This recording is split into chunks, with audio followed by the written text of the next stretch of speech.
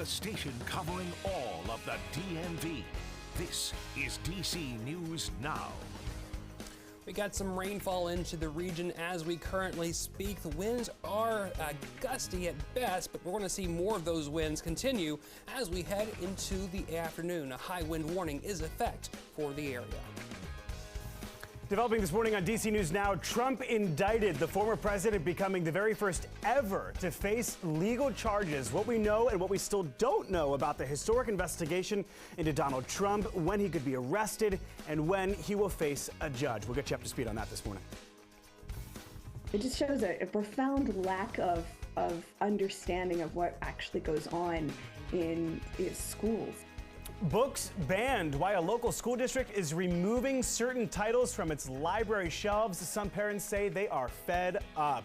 And catastrophic storms, tornadoes touching down in at least 2 states as severe thunderstorms pummel the Midwest. We're going to take you to the ground with some reporting there. But first, we're going to take you outside with a live look at Washington, D.C. Actually, no, that's right. Well, it is Washington, D.C. There's Georgetown. All the way there in the background is Roslyn, Virginia, kind of hiding behind the fog this morning.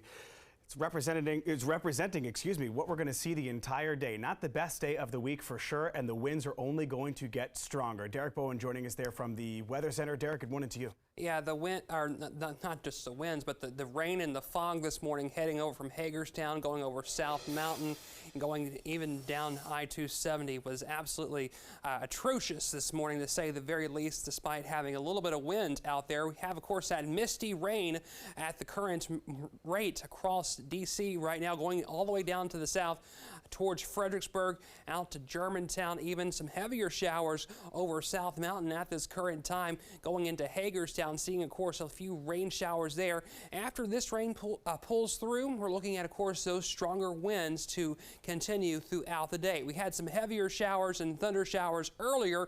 Those are now on towards the eastern shore. We're just dealing with some light rainfall as we currently speak, maybe a little bit of heavier rainfall in the northern portions of Montgomery County.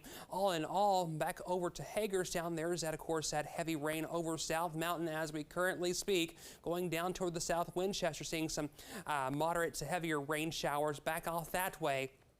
But all in all, as we head throughout the morning, we're going to see those winds increase as this rain comes through the region. And once we head closer to noon, we'll start to see those high winds come throughout the west and eventually into the D.C. metro later this afternoon.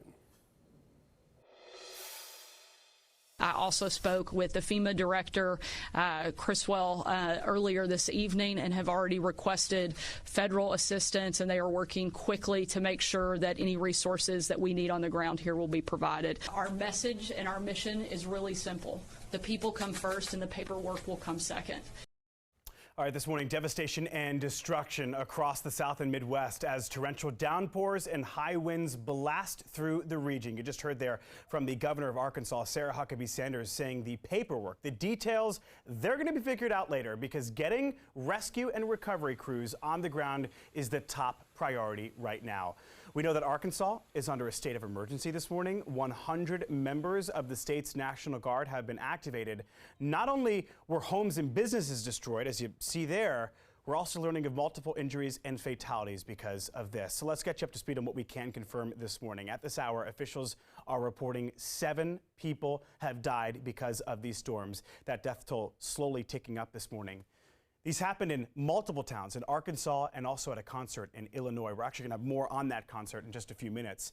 Dozens more were also injured or trapped inside their homes under a pile of debris. Police and first responders are describing the scenes as absolute chaos. Well, reporters with our sister station in Little Rock, Arkansas, they were on the ground all day. They're going to bring us now a closer look at the damage. They also spoke with the people who were impacted.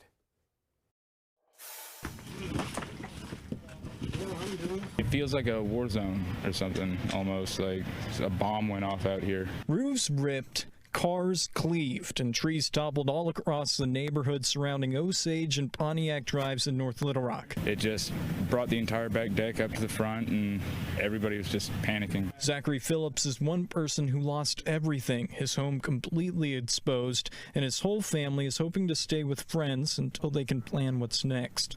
He isn't alone. Down Flintlock Road, Cole Hay saw the storm coming and drove off to outrun it, barely making it. We saw it right over there, so we just hauled the tail out of here. The car got caught under a tree, yeah.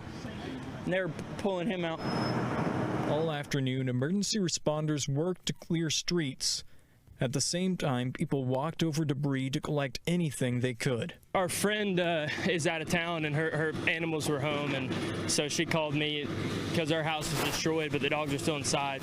It's really wild because my house is right down the road, and there's no damage. Everyone banded together with chainsaws, tarps, bandages, or open rooms to give those in need a helping hand.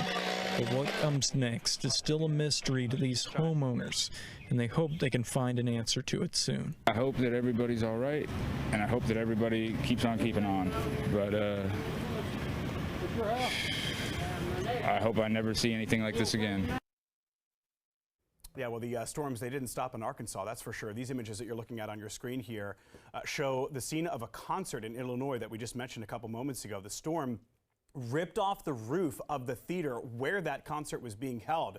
Police say one person was killed and at least 28 more were hurt. 5 of those people who were hurt now in critical condition. Well, back here in the DMV, officials are worried about high winds, issuing safety warnings this morning. You see that tweet up there on your screen? That's coming from Alert DC. The warnings go into effect at noon today. They will stay until at least midnight. DC Fire and EMS, they responded to that tweet from Alert DC. They are advising people in the area to watch out for falling branches, for trees and power lines. They say if you see a downed wire, worth a reminder here, guys, never ever touch it. Contact 911 if it's burning. Otherwise, just call Pepco to get it taken care of. I think it's reassuring that there appears to be one rule of law for everybody. If he's innocent, then he has a chance to prove his innocence in a court. Now we have a DA who has decided to bring what to me is the weakest and oldest. It's not even a crime. I'm not even sure what it is. It's barely a misdemeanor. Well, there is no shortage of reactions following the history-making indictment of former President Donald Trump. From tourists visiting the country, as we just heard from there, to Trump's own lawyer, it seems everybody has something to say about the unique situation. Trump is now the first former U.S. president ever to face criminal charges. One of the bigger voices condemning the indictment, somebody here locally, Virginia Governor Glenn Youngkin, considered by many a rising star in the GOP. He told DC News Now's Leonard N. Fleming that the left is weaponizing the country's judicial system. Take a listen. I don't know anything about hush money payments to prostitutes. It's not something that I know anything about. But what I do know is that when there has been an issue that has been dealt with, and then it continues to be dealt with again and again and again, I think it erodes people's faith in the judicial system. This is a prosecutor who told everyone he was going to go do this in order to get elected. I think we've just got to put this kind of politics down. We're actually going to have more from Leonard's interview with Governor Youngkin in the next half hour, so stay tuned for that. Meantime, Maryland Governor Wes Moore, he's also weighing in. He says no one is above the rule of law and that he is confident the judicial system will ensure a fair process in this matter. Well, this morning we are also getting a better picture of the charges that former President Trump is facing after being indicted by a grand jury. Sources tell the Associated Press that Trump faces multiple charges and at least one felony offense tied to falsifying business records. At this hour, though, that indictment is still sealed. News Nation's Robert Sherman takes a look at how we got to this point in the first place. On the streets of New York, you can't possibly avoid it. Emblazoned on the front page of every paper and locked in the lenses of TV cameras from across the globe, Manhattan is at the center of the political universe after a grand jury made history Thursday, indicting former President Donald Trump in the so-called hush money case involving adult actress Stormy Daniels. It's the first time ever criminal charges have been brought against a former U.S. president. At this point, he is no longer going to be able to compete merely in the court of public opinion. Competing in actual court is a different thing. Spin won't matter. Facts will matter. The law will matter. Professor James Sample of Hofstra University says this is the beginning of what will likely be a months-long, if not longer, process. Maybe even approximately a year before a trial, if there ever is one. Since the indictment is sealed, there's still much the public does not know, including the specific charges. But at least 12 of 23 grand jurors voted in favor of handing down an indictment, which only requires probable cause. That is the lowest standard in the criminal justice system. To go to trial, you have to prove a case beyond a reasonable doubt. A judge has reportedly been assigned, so next up, the former president will be arraigned, meaning he will fly from Florida to New York and surrender himself next Tuesday. That will likely include a mugshot and fingerprinting, but as Reuters reports, handcuffs will be off the table. The former president's attorney speaking to News Nation's Ashley Banfield Thursday night by phone. He's ready to go. He's ready to fight. I mean, he's, obviously was very upset and shocked. We just believe at the end of the day, rule of law would have prevailed. House Republicans have criticized the investigation, sending letters to District Attorney Alvin Bragg, calling the case a, quote, politically motivated prosecution and demanding the DA testify in Washington. He's saying that we're inserting ourselves into New York's sovereignty. Well, he's inserting himself into a national political race and the presidential race on top of it. Come and answer the questions, Mr. Bragg. What are the charges against President Donald Trump in the indictment yesterday? District Attorney Bragg refusing to answer any questions from reporters Friday, but his office hitting back, telling GOP lawmakers to butt out, and writing further, quote, the charges filed yesterday were brought by citizens of New York, doing their civic duty as members of a grand jury who found probable cause to accuse Mr. Trump of having committed crimes in New York.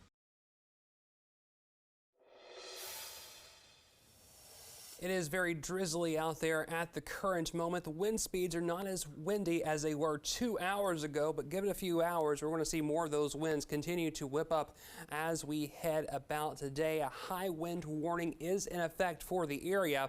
We're going to see winds as high as 65 miles per hour wind gusts as we head throughout the day and continuing into the overnight.